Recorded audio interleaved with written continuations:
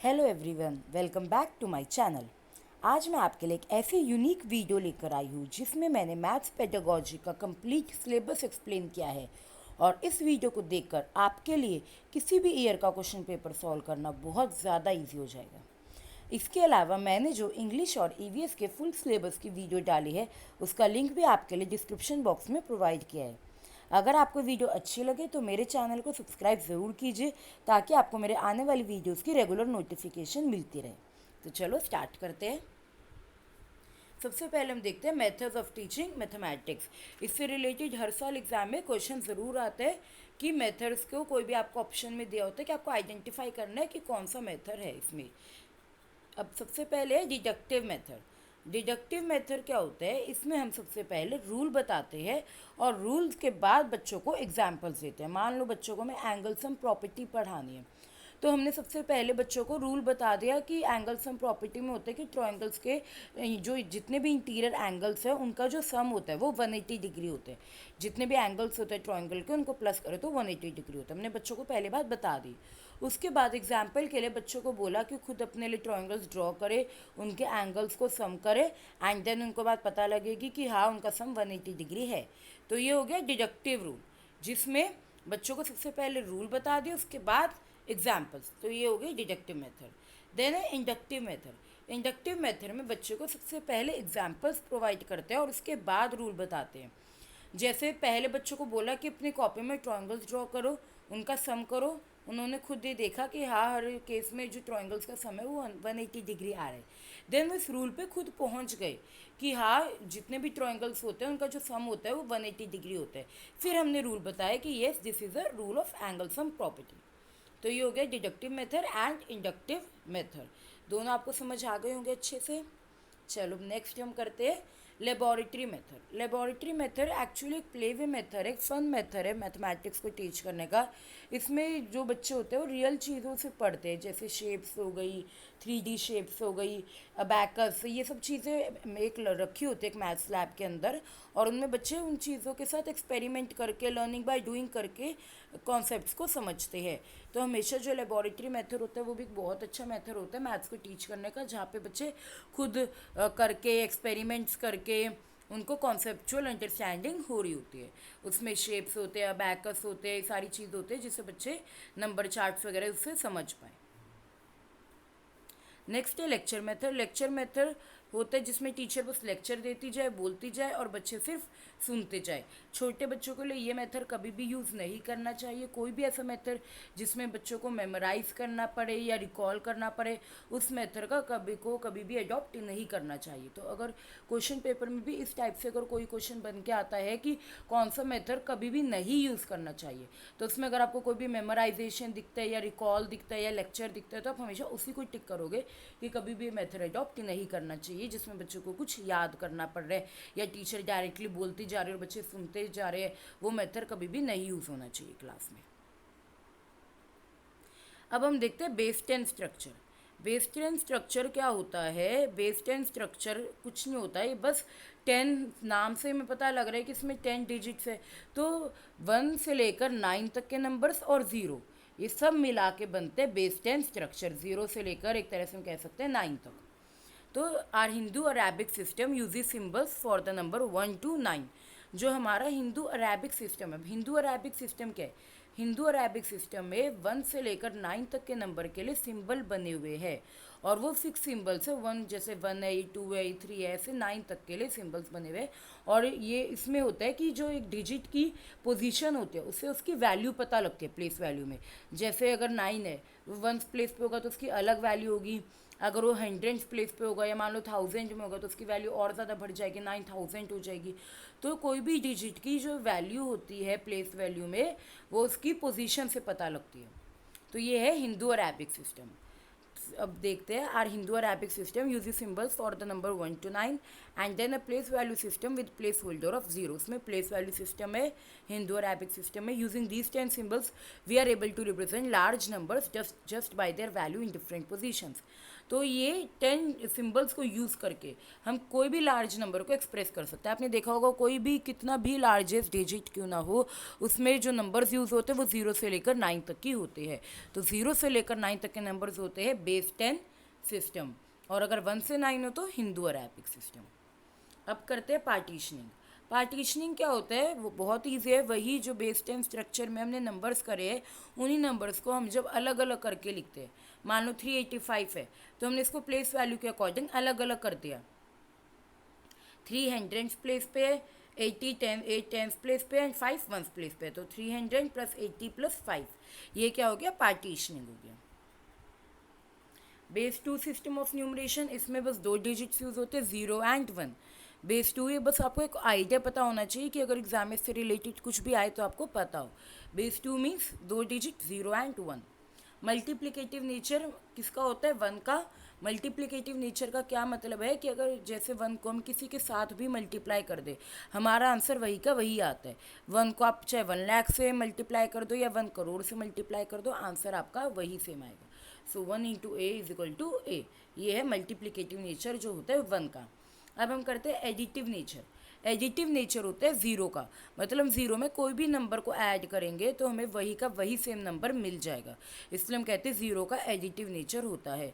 500 plus 0 0, sorry 500, तो ये हो गया एडिटिव नेचर ऑफ 0 कि 0 को किसी भी नंबर के साथ जब हम ऐड करते हैं तो हमें वही का वही नंबर मिल जाता है। अब हम करते हैं principle of exchange. Principle of exchange जो है वो कि बहुत ज़्यादा इम्पॉर्टेंट प्रिंसिपल है प्लेस वैल्यू में। प्लेस वैल्यू में देखो, the principle of exchange is fundamental in mental and written calculation and is related to the value and position of each digit. इसमें हर डिजिट की वैल्यू एंड पोजीशन से related है। मान लो कोई भी नंबर किसी भी प्लेस पे हो, प्लेस वैल्यू में, चाहे वो टेंस प्लेस पे हो, चाहे हंड्रेड्स प्लेस पे हो, चाहे लैक्स प्लेस पे हो, उसका जो 10 होता है वो हम एक्सचेंज कर सकते हैं जब हम उसको अगली प्लेस पे ले आए उसके 1 के साथ। नहीं समझे, मान लो फॉर एग्जांपल 10 हंड्रेड्स की प्लेस पे, तो हमें उसको लेफ्ट में जब हम लेके आए तो 100 के बाद क्या आता है प्लेस वैल्यू में, 1000 आता है। तो 10 को हमने रिप्लेस कर सकते हैं 1 के साथ, उसका नेक्स्ट जो प्लेस वैल्यू में डिजिट है उसके साथ लगा के। जैसे 10 हंड्रेड्स की जगह हम लिख सकते हैं 1000, तो किसी भी नंबर को हम उसके नेक्स्ट प्लेस के साथ रिप्लेस कर सकते हैं 1 लगा के। 10 हंड्रेड्स 1000 दोनों एक ही है, सेम है बिल्कुल। 10 हंड्रेड बोले या 1000 बोले, बात बिल्कुल सेम है। तो ये समझ आ गया आपको प्रिंसिपल ऑफ एक्सचेंज क्या होता है। मतलब हम प्लेस वैल्यू में किसी भी नंबर को के टेंस को एक्सचेंज कर सकते हैं वंस के साथ उसकी अगली प्लेस में, जब हम लेफ्ट की तरफ बढ़ते हैं। नाउ अब हम देखते हैं mapping as a part of mathematics curriculum. Mathematics curriculum में आपका एक चैप्टर आपको देखने को मिलेगा छोटे बच्चों के बुक में, जो है मैपिंग। अब मैपिंग क्यों इंट्रोड्यूस हुआ बच्चों के लिए और उसमें है क्या, सबसे पहले ये देखते हैं। मैपिंग जो है उस चैप्टर में बच्चों को अलग अलग जगहों के मैप्स दिखाए हुए हैं, चाहे उनके स्कूल का मैप हो, कोई भी कंट्री का मैप हो, एरिया का मैप हो। तो उन मैप के थ्रू बच्चों को शेप्स पढ़ाई गई है। जैसे ये आपको मैप दिख रहा है, इस चैप्टर में ये एक मैप दिखाया और ये बोला कि जो ये येलो एरिया की जो शेप है ये है सेंट्रल हेक्सागन। तो मैपिंग में क्या हुआ, इससे बच्चे मैप को देखते देखते करते करते शेप्स को रिकॉग्नाइज करना सीख गए। तो ये है इस चैप्टर को पढ़ाने का ऑब्जेक्टिव, कि बच्चों को शेप्स की अंडरस्टैंडिंग बढ़े, स्पाटियल अंडरस्टैंडिंग बढ़े। स्पाटियल मतलब स्पेस से रिलेटेड जितनी भी शेप्स है उनकी समझ आए बच्चों में। तो शेप होती है, इससे बच्चों को शेप्स की नॉलेज हो गई। अब दूसरी जो नॉलेज बच्चों को इस चैप्टर के थ्रू मिली वो है स्केल की। स्केल आप सबको पता है क्या होता है, कि जब हम एक बड़े एरिया को पेपर में दिखाते हैं तो हमें उसको एक फिक्स रेशियो से रिड्यूस करना पड़ता है, जिसको कहते हैं स्केल ऑफ द मैप। मान लो 1000 किलोमीटर है तो हम इसको स्केल क्या लेंगे मैप में, 1 सेंटीमीटर लेंगे, कि 1 सेंटीमीटर का मतलब 1000 किलोमीटर है मैप में। तो अब अगर बच्चों को रिप्रेजेंट करना होगा 5000 किलोमीटर, तो यानी कि उसको 5 सेंटीमीटर शो करना है मैप में। तो इससे बच्चों को फिक्स रेशियो में उसको कन्वर्ट करना समझ आएगा, उनको प्रोपोर्शनैलिटी समझ आएगी, प्रोपोर्शनल रीजनिंग, कि हर चीज़ को एक फिक्स रेशियो में कन्वर्ट किया हुआ है। जैसे हमने इधर 1000 किलोमीटर को 1 सेंटीमीटर लिया और उसी के अकॉर्डिंग और सारे किलोमीटर्स के जो भी डिस्टेंसेज है वो भी उसी के अकॉर्डिंग कन्वर्ट हो गए। तो इससे बच्चों की प्रोपोर्शनल रीजनिंग डेवलप होगी, ठीक है। और बच्चों को डायरेक्शंस की नॉलेज मिली, नॉर्थ साउथ ईस्ट वेस्ट की। तो ये सब चीज़ें पढ़ाई गई है बच्चों को इस वाले चैप्टर में, मैपिंग में। अब इससे बच्चों को क्या बेनिफिट मिला, डेवलपमेंट ऑफ स्पाटियल अंडरस्टैंडिंग, जैसा कि मैंने अभी अभी बताया, एंड प्रोपोर्शनल रीजनिंग, उनकी प्रोपोर्शनल रीजनिंग डेवलप हुई। अब हम करते हैं एनसीएफ 2005, जो कि बहुत ही ज़्यादा इंपॉर्टेंट है और इससे रिलेटेड ज़रूर एग्जाम में क्वेश्चन बन के आता ही है। सबसे पहले इसके गाइडिंग प्रिंसिपल्स, एक हमें बेसिक आइडिया होना चाहिए कि एनसीएफ के गाइडिंग प्रिंसिपल्स क्या है।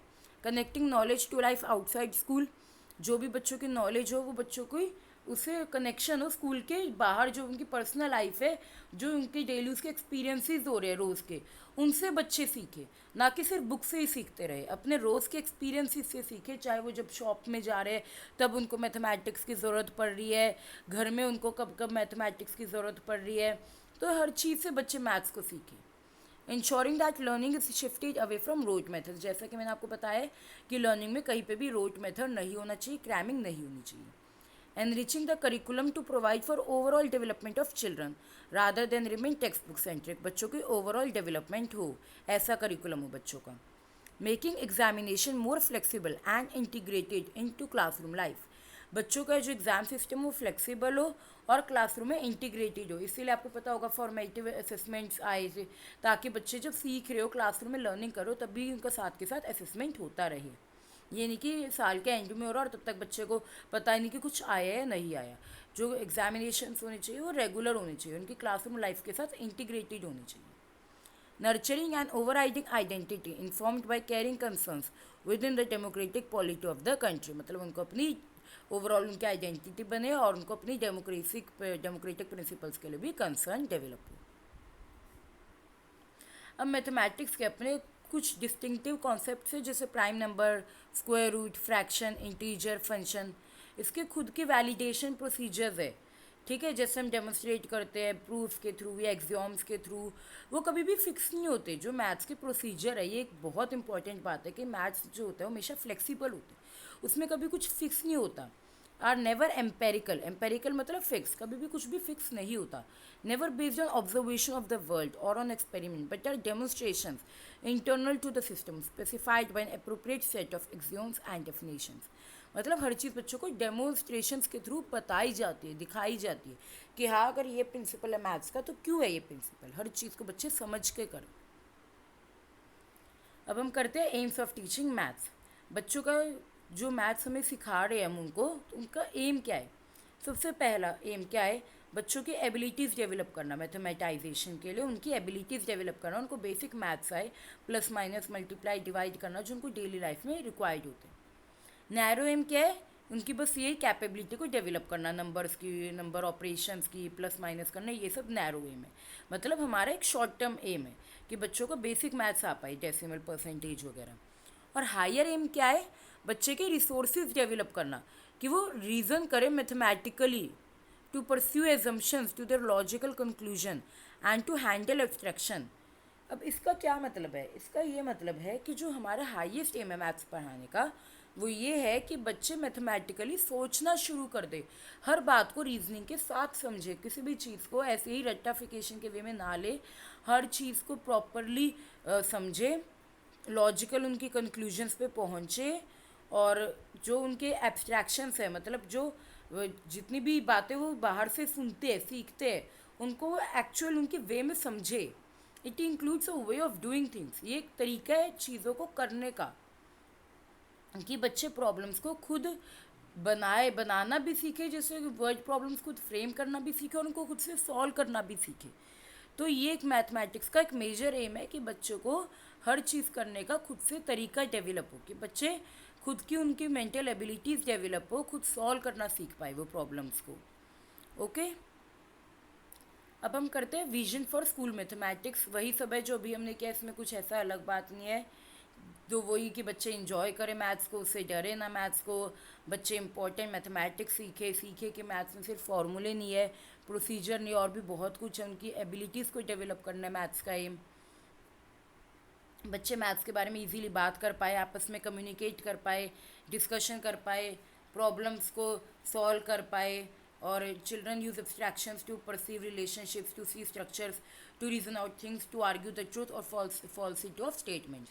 बच्चे खुद से, उनका इतने रीजनिंग, इतने लॉजिक्स डेवलप हो चुके हो कि वो खुद से सारी मैथ्स की चीज़ों को समझ पाए। बस ये है इसमें। बच्चे मैथ्स का बेसिक स्ट्रक्चर समझे, जैसे अरिथमेटिक हो गया, अलजेब्रा हो गया, ज्योमेट्री हो गई, ट्रिग्नोमेट्री हो गया, सब बच्चे खुद से समझ पाए इसका बेसिक स्ट्रक्चर। बच्चे ये समझ पाए कि हर कोई मैथ्स सीख सकता है। अभी दो इंपॉर्टेंट स्किल्स है मैथ्स में, विजुअलाइजेशन एंड रिप्रेजेंटेशन। ये दोनों ही बहुत इंपॉर्टेंट स्किल्स है जो बच्चों के में डेवलप करानी होती है, विजुअलाइजेशन एंड रिप्रेजेंटेशन। मतलब कि हर चीज़ बच्चे विजुअलाइज कर पाए। जैसे अगर उनके सामने एक स्क्वायर रखा है तो वो ये विजुअलाइज कर पाए कि जब हम इस स्क्वायर को ओपन कर देंगे, एक 3D स्क्वायर है उसको जब हम ओपन कर देंगे तो उसकी शेप कैसी आएगी। तो वो होगी उनकी विजुअलाइजेशन स्किल्स, कि वो विजुअलाइज कर पाए उस चीज़ को और रिप्रेजेंट कर पाए। तो ये इंपॉर्टेंट स्किल होते हैं मैथ्स की जो डेवलप करानी होती है। और मैथ्स जो है वो साइंस की भी स्टडी में बहुत अफेक्टिव इंस्ट्रूमेंट है, क्योंकि साइंस भी वही सेम रीजनिंग पे ही बेस्ड है, एक्सपेरिमेंट पे ही बेस्ड है, और मैथ्स का भी वही बेस है, experiments and reasoning. Primary school maths curriculum में कौन कौन से चैप्टर्स है ये देख लेते हैं। ज्योमेट्री है, शेप्स एंड स्पार्टल अंडरस्टैंडिंग डेवलप हो जिससे बच्चों की। नंबर्स है, मेंटल अरिथमेटिक है, मनी, मेजरमेंट जिसमें लेंथ, वेट एंड टाइम है, डाटा हैंडलिंग एंड पैटर्न्स। तो ये टॉपिक्स है, ये इसलिए आपको मैं बता रही हूँ क्योंकि एग्ज़ाम में इससे रिलेटेड भी बहुत बारी क्वेश्चन आ जाता है कि कोई भी आपको ऑप्शंस में दिया होता है कोई एक ऐसा टॉपिक जो कि मैथ्स के करिकुलम में नहीं है बच्चों के लिए, और आपको बताना होता है कि कौन सा टॉपिक है वो जो मैथ्स के करिकुलम में नहीं है। तो उसके लिए आपको पता होना बहुत ज़रूरी है कि कौन कौन से टॉपिक्स मैथ्स के करिकुलम में है। Clear to everyone. अब हम देख लेते हैं मैथ्स में कौन कौन से TLM क्या को यूज़ किया जाता है, मतलब टीचिंग लर्निंग मटेरियल को यूज़ किया जाता है। सबसे पहले मैथ्स क्लब, वही सेम बात जैसे मैंने आपको पीछे बताया था कि मैथ्स क्लब जो है वो मैथ्स लैब, मैंने आपको बताया था जो मैथ्स क्लब है वो मैथ्स लैब की ही तरह होती है, जिसमें इंटरेस्टिंग पजल्स होती है, शेप्स होती है, मैप्स होते हैं, बिल्डिंग्स के सारी गेम्स वगैरह होती है, बोर्ड गेम्स होते हैं, जिससे बच्चे मैथ्स को ईजिली समझ पाए, कैलकुलेट कर पाए एरिया पैरामीटर को अपने स्कूल ग्राउंड का। इसमें सारी कंक्रीट चीज़ होती है, जैसे मैच स्टिक्स हो गई, बॉटल कैप्स हो गई, जिससे बच्चे इक्विवेलेंट फ्रैक्शंस भी समझ सकते हैं। जैसे फ्रैक्शंस को उन्होंने समझना हो तो खुद से ड्रॉ करे चीज़ों को, उधर रखी भी होती है बहुत सारी चीज़ें। अब हम देखते हैं कौन कौन से कॉन्सेप्ट्स को किन किन TLM को यूज़ करके पढ़ाया जाता है। और अब ये जो हम आपका ये पढ़ोगे आप प्राइमरी की मैथमेटिक्स की बुक 5th क्लास की या 4th क्लास की, तो उसमें इन चीज़ों को यूज़ करके पढ़ाए हुए यही वाले कॉन्सेप्ट्स, और उसी से रिलेटेड फिर क्वेश्चन भी पूछे हुए एग्ज़ाम में CTET के कि कौन से वाले टॉपिक को किस TLM से पढ़ाना सबसे बेस्ट रहेगा।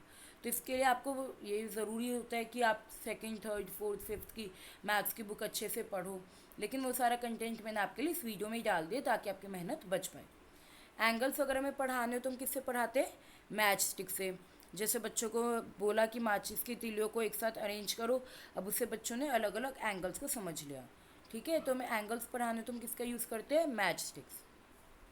एरिया पढ़ाना हो तो ग्राफ पेपर या स्क्वायर पेपर, बात एक ही है, उससे पढ़ाएंगे कि बच्चों को एक ग्राफ पेपर पे अलग अलग शेप्स ड्रॉ करने को बोलेंगे और उससे वो एरिया इजीली कैलकुलेट कर लेंगे, क्योंकि ये बॉक्सेस है, इनको बच्चे काउंट करके एरिया को कैलकुलेट कर लेंगे।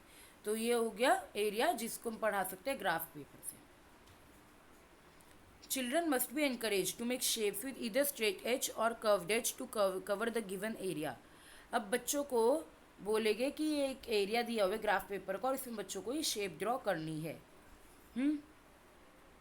This exercise can be extended by asking children to draw on squared paper as many shapes as they can of a given area and making guess for the largest or the smallest perimeter। अब इसमें बच्चे guess भी कर सकते हैं कि किस shape का, देखो ये सबसे ज़्यादा पेरीमीटर है, किस शेप का सबसे कम पेरीमीटर है, सब बच्चे गेस कर सकते हैं ना इन शेप्स के थ्रू जब उन्होंने ग्राफ पेपर पे ड्रॉ करी। तो ये ऑब्जेक्टिव होता है कि बच्चे एरिया एंड पेरीमीटर को समझ पाए। They can also ask to check their guesses by measuring the dimensions of the shape। अब उसको प्रॉपर मेजर करके वो अपने गैस को चेक भी कर सकते हैं। In case of curved edge thread can be use for measuring the perimeter. और अगर कोई एज कर्व्ड होगी तो किसके यूज़ कर सकते हैं पेरीमीटर को मेजर करने के लिए, थ्रेड का। अब अगर हमें डेसिमल्स को मल्टीप्लाई करना हो तो भी ग्राफ पेपर को ही हम यूज़ करते हैं as a teaching learning material, क्योंकि देखो मान लो ये 0.3 इंटू 0.4, तो एक ग्राफ पेपर लेंगे, उसमें 3 बॉक्सेस को हमने कलर किया क्योंकि 0.3 है, और इधर हमने 4 बॉक्सेस को कलर किया क्योंकि 0.4 है। तो जब हमने ऐसे इनको कलर किया तो ये हमने बॉक्सेस को लास्ट में काउंट किया पर्पल वाले बॉक्सेस को, तो ये आ गए 12। तो इससे बच्चों आंसर आ गया बच्चों का 0.12। तो इससे बच्चों को ग्राफ पेपर के थ्रू डेसिमल्स को मल्टीप्लाई करना भी सिखा सकते हैं। Comparison of fractions using paper strips. अब अगर बच्चों को हमें फ्रैक्शन सिखाने हो तो हम किसका यूज़ करते हैं? पेपर स्ट्रिप्स का, क्योंकि पेपर स्ट्रिप से बहुत इजीली बच्चे फ्रैक्शंस को कंपेयर कर सकते हैं। मान लो उनको ये पढ़ाना हो कि 1/8 पर बड़ा है या 1/4, तो पेपर स्ट्रिप से बच्चे ये सब 1/8 बनाएंगे, 1/4 को बनाएंगे एंड देन उसको अपने सामने कंपेयर कर सकते हैं कि कौन सा बड़ा है कौन सा छोटा। तो हमें फ्रैक्शंस पढ़ाने तो किससे पढ़ाते हैं? Paper strips. अब मान लो मैं वॉल्यूम पढ़ाने, each marble pushes up some water because it takes up some space which is its volume. तो हमने क्या किया, एक ग्लास बोला बच्चों को, एक ग्लास लो पानी का, उसके अंदर थोड़े से पेबल्स डाल दो या मार्बल्स डाल दो। तो जैसे उन्होंने मार्बल डाले तो जैसे जैसे मार्बल डालते जाएंगे पानी का लेवल ऊपर आता जाएगा। तो इससे बच्चों को पता लगेगा कि जैसे मार्बल डाल रहे पानी इसलिए ऊपर आ रहा है क्योंकि कुछ वो स्पेस ऑक्यूपाई कर रहे हैं जो कि उसकी वॉल्यूम है। तो वॉल्यूम क्या होता है? स्पेस। तो इस एक्सपेरिमेंट के थ्रू बच्चों को वॉल्यूम पढ़ा सकते हैं। अब ये विजुअलाइजेशन स्किल्स जो मैंने आपको पहले बताई थी कि बॉक्सेस को जो बच्चे अनफोल्ड करेंगे तो ये उनकी विजुअलाइजेशन स्किल्स जो कि बहुत इंपॉर्टेंट होते हैं डेवलप होना।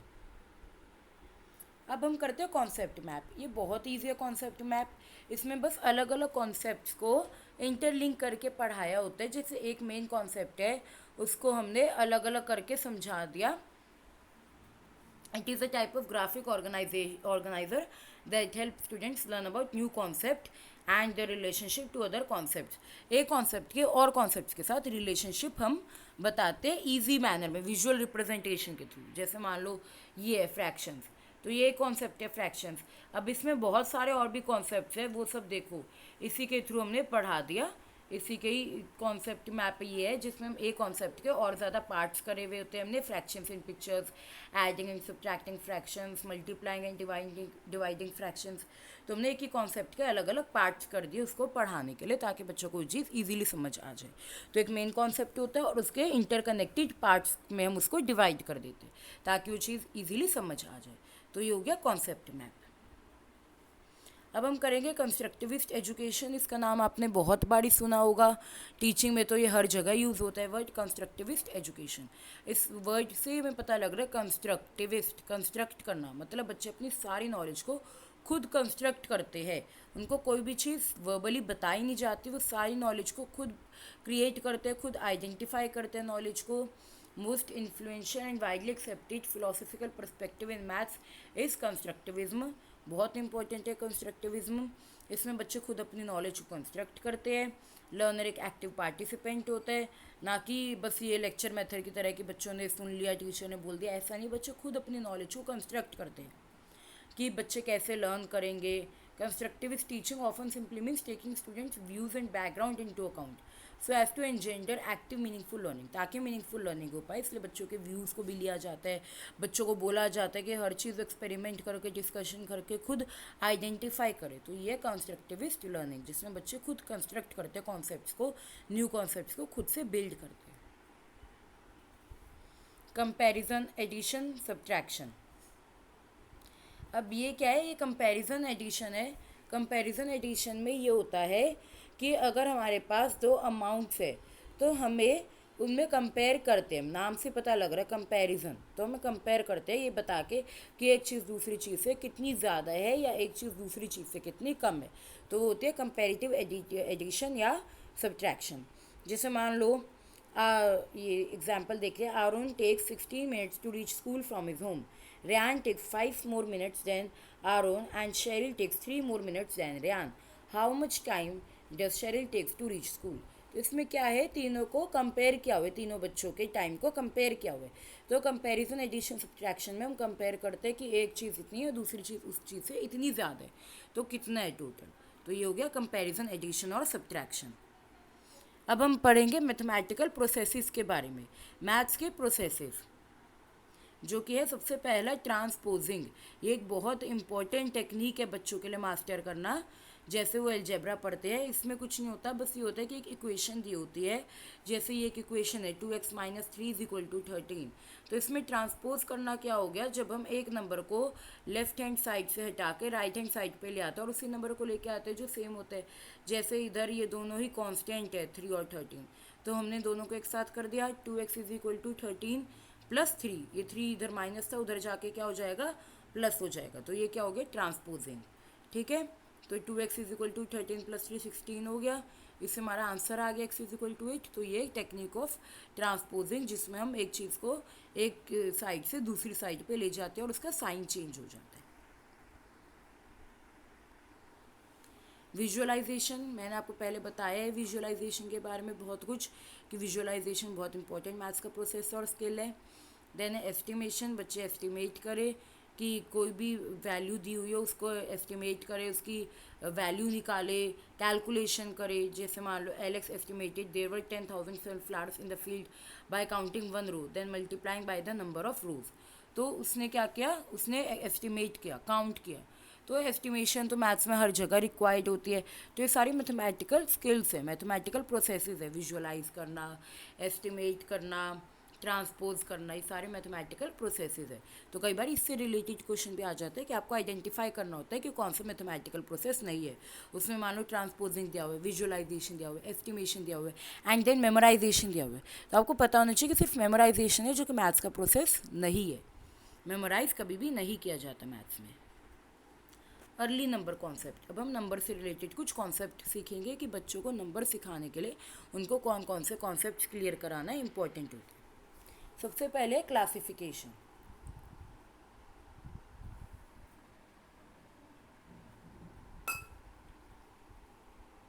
क्लासिफिकेशन का मतलब है कि it means putting objects into groups और क्लासेस। मतलब कोई भी ऑब्जेक्ट हो, हमने उसको ग्रुप्स में डिवाइड कर दिया उसकी प्रॉपर्टी के बेसिस पे। जैसे ट्रायंगल है, ट्रायंगल को हम क्लासीफाई कर देते हैं उनकी प्रॉपर्टीज़ के बेसिस पे, equilateral triangle, scalene triangle, isosceles triangle जिसकी 2 साइड्स इक्वल होती है, या इक्विलेटरल जिसकी तीनों साइड्स इक्वल होती है। तो उसकी प्रॉपर्टीज़ के बेसिस पे हमने उसको क्लासीफाई कर दिया।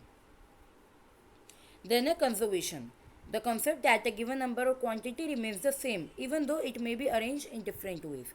मतलब अगर उसकी कैसे भी अरेंज कर दो, एक किसी भी चीज़ की नंबर की क्वांटिटी की कितनी भी डिफरेंट वेज में अरेंजमेंट कर दो, उसका जो नंबर है वो वही का वही रहता है, सेम ही रहता है। मान लो हमारे पास ये ब्लॉक्स है 10, हम चाहे इनको सीधा अरेंज कर दे या ऐसे अरेंज कर दे या अलग अलग अरेंज कर दे, इससे उनके नंबर में तो कोई डिफरेंस नहीं आया, सबके सब 10 ही है। तो ये क्या है, कंजर्वेशन। पियाजे में भी आपने कंजर्वेशन बहुत बारी पढ़ा होगा कि उसकी फिजिकल अपीयरेंस चेंज होने से जो मेन चीज़ है वो चेंज नहीं होती, यानी कि 10 है तो 10 ही रहे, चाहे इनकी अपीयरेंस चेंज हो गई। देन है वेरिएशन। वेरिएशन का मतलब क्या होता है, ऑब्जेक्ट्स को अरेंज करना उनके साइज़ के अकॉर्डिंग या लोकेशन पोजीशन के अकॉर्डिंग साइज़ को अरेंज करना, छोटे से बड़ा, ज़्यादा से कम। तो इन चीज़ों से उनकी प्रॉपर्टीज़ के बेसिस पे हम उनको अरेंज कर देते हैं, साइज़ के, लोकेशन से या पोजीशन से उनको अरेंज कर देते हैं। Problem solving strategy in maths. Maths में मेन प्रॉब्लम सॉल्विंग स्ट्रैटेजीज कौन कौन सी होती है, reasoning, using variable, looking for a pattern. बच्चे रीजनिंग करें, ये इंपॉर्टेंट प्रॉब्लम सॉल्विंग स्ट्रैटेजी है। यूजिंग वेरिएबल्स, वेरिएबल्स यूज़ करें जहाँ पे उनको कोई चीज़ समझ नहीं आ रही, कोई अननोन वैल्यू है जिसकी उनको वैल्यू निकालनी है, तो वो उधर वेरिएबल्स यूज़ करें, है ना, कोई भी वेरिएबल यूज़ कर सकते हैं। लुक फॉर अ पैटर्न, कुछ पैटर्न देखें कि अगर एक क्वेश्चन है तो उसमें जितने भी पार्ट्स हैं उनके बीच में एक पैटर्न आइडेंटिफाई करें कि हाँ एक दूसरे से ऐसे जुड़े हुए। तो ये होगी problem solving strategy, reasoning, using variable, looking for a pattern. Van Hiele theory. Van Hiele theory क्या है, इसमें बस ये है कि उस थ्योरी में ये एक्सप्लेन किया हुआ है कि जो छोटे बच्चे होते हैं वो ज्योमेट्री कैसे सीखते हैं। इसमें 5 लेवल्स होते हैं ज्योमेट्रिक थिंकिंग के। ये सब जानना आपके लिए इंपॉर्टेंट नहीं है, बस आपको पता होना चाहिए कि वैन हाइल थ्योरी में है क्या। इसमें ज्योमेट्रिक थिंकिंग पे फोकस किया हुआ है कि बच्चे ज्योमेट्री को कैसे सीखते हैं, कैसे लर्न करते हैं। तो अगर आपको क्वेश्चन आता है वैन हाइल थ्योरी किस पे बेस्ड है, तो है ज्योमेट्री। देन है पियाजे कॉन्सेप्ट ऑफ मेजरमेंट। पियाजे का कॉन्सेप्ट क्या था, मेजरमेंट का। पियाजे ने बोला था conservation of length is necessary postulate for measurement. मतलब अगर हमें बच्चों को मेजरमेंट सिखानी है तो सबसे पहले उनको लेंथ सिखानी पड़ेगी, कंजर्वेशन ऑफ लेंथ, कि लेंथ कैसे सेम रहती है या लेंथ का क्या है, सब कुछ लेंथ के बारे में उनको बताना पड़ेगा, तब वो मेजरमेंट सीख सकते हैं। ऐसे ही conservation of weight is grasped before conservation of volume. अगर उनको वॉल्यूम पढ़ानी है, ये नॉर्मल सी बेसिक सी बात है कि कोई भी एक चीज़ पढ़ाने के लिए उससे जो पिछला कॉन्सेप्ट है वो बच्चों का क्लियर होना चाहिए। जैसे अगर बच्चों को मेजरमेंट पढ़ानी है तो उनको लेंथ का पता होना चाहिए, उनको वॉल्यूम पढ़ानी है तो उनको वेट का पता होना चाहिए। सिमिलर, ठीक है, तो कंजर्वेशन ऑफ वेट बहुत ज़रूरी है वॉल्यूम पढ़ाने से पहले। Two of his best known works, child construction of space and child conception of geometry, include these notion. इनमें ये चीज़ें हैं। ओके, तो ये आपको पता होना चाहिए कि पियाजे कॉन्सेप्ट ऑफ मेजरमेंट है क्या। नंबर एंड न्यूमरल, ये तो बहुत ईजी है। न्यूमरल क्या होता है? कोई भी सिंबल जो कि एक नंबर के लिए स्टैंड करता है। जैसे एक नंबर है 3, तो हम इसको कैसे लिखेंगे, उसका क्या सिंबल है? तो ये सिंबल है 3 का, ये 45 का, ये 12 का। तो न्यूमरल कोई भी सिंबल होता है जो नंबर के लिए स्टैंड करता है। Okay, then strategies to assess primary level students in learning in mathematics. हम बच्चों की असेसमेंट कैसे करते हैं? Designing task to differentiate between rote memorization and conceptual understanding. ऐसे टास्क बनाए जिसमें हमें पता लग पाए कि ये चीज़ बच्चे ने रट के तो नहीं सीख ली, बच्चे ने कॉन्सेप्चुअल उस चीज़ को सीखा है या नहीं सीखा। तो हमारे ऐसे टास्क होने चाहिए जिसमें हमें डिफ्रेंशिएट हो पाए कि बच्चे ने रोट मेमोराइज किया या कॉन्सेप्चुअली चीज़ को समझे। Analyse the errors of children, बच्चों की गलतियों को एनालाइज करें कि हाँ इधर बच्चों की गलतियाँ है, उसको एनालाइज करें, तो इससे बच्चों के असेसमेंट कर सकते हैं। Formulate such task that elicit more than one level of response, ऐसे टास्क को जिसमें बच्चे एक से ज़्यादा रिस्पॉन्स दे पाए, जिससे उनकी रीजनिंग, उनकी जो लर्निंग है वो और ज़्यादा डेवलप हो। ठीक है, उनकी जो रीजनिंग एबिलिटीज़ हो तभी डेवलप होगा ना जब एक ही क्वेश्चन के अलग अलग आंसर्स देंगे वो बच्चे। तो ये सारी स्ट्रैटेजीज होते हैं असेसमेंट की, जिसमें जैसे हम बच्चों की कॉन्सेप्चुअल अंडरस्टैंडिंग को मेजर कर सकते हैं, उनके एरर से देख सकते हैं कि उधर उनकी कहाँ पे उनके कॉन्सेप्ट में गड़बड़ है, या फिर ऐसे उनसे क्वेश्चंस पूछे जिनमें उनको एक से ज़्यादा रिस्पॉन्स देना है। नाउ आई होप कि आपको अच्छे से समझ आ गए होंगे मैथ्स पेडागॉजी। फिर भी अगर आपको कोई भी डाउट हो तो आप प्लीज़ मुझे बता सकते हैं कमेंट सेक्शन के थ्रू, और प्लीज़ ये भी बताइए कि आपको वीडियो कैसी लगी। और अगर आप मेरी वीडियोस की रेगुलर नोटिफिकेशन चाहते हैं तो प्लीज़ मेरे चैनल को सब्सक्राइब ज़रूर कीजिए। Thank you for watching this video.